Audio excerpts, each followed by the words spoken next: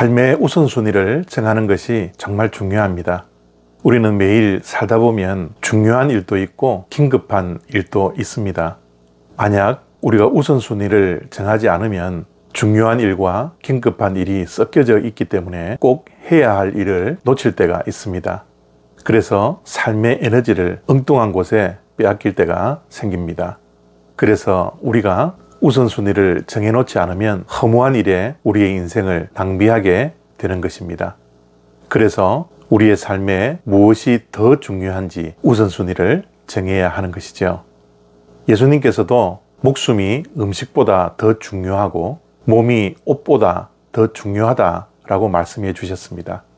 또한 먼저 하나님의 나라와 의를 구하라고 우리의 우선순위에 대해서 말씀해 주셨습니다. 열왕기상 7장 51절 말씀입니다. 솔로몬 왕이 여호와의 성전을 위하여 만드는 모든 일을 마친지라.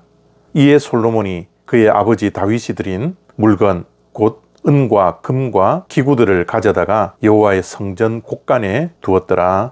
아멘.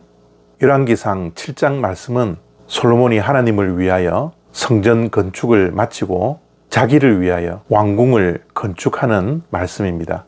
성전 건축은 7년, 그리고 왕궁 건축은 13년이라는 시간이 걸렸습니다. 왕궁 건축 기간이 성전 건축보다 약 2배 정도 길게 되었죠. 그런데 참 이상한 것은 하나님의 말씀은 13년의 긴 세월 동안 왕궁 건축을 한 것에 대한 말씀을 7장 1절부터 12절까지만 말씀해 주시고 있습니다. 그러나 단 7년 동안 성전 건축한 것에 대해서는 7장 1절부터 12절을 제외하고 5장부터 7장 마지막까지를 성전 건축에 대한 기록으로 남겨 놓았습니다. 세월이 변화되었기에 왕궁 건축하는 것에 대해서 말씀을 더 해야만 할 것 같은데 하나님의 말씀은 왕궁 건축보다 성전 건축을 더 길게 더 자세하게 말씀해 주셨습니다. 왜 성경 기자가 이렇게 말씀을 기록해 놓으셨을까요? 어떤 의도가 있겠습니까? 저의 개인적인 생각은 독자들에게 무엇이 더 중요한지에 대해서 말씀해 주시려고 이렇게 하지 않았나 생각합니다.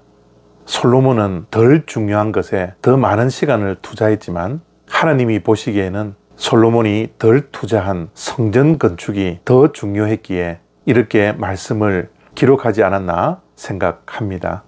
우리가 즐겨 부르는 송명희 시인의 나라는 찬양이 있죠.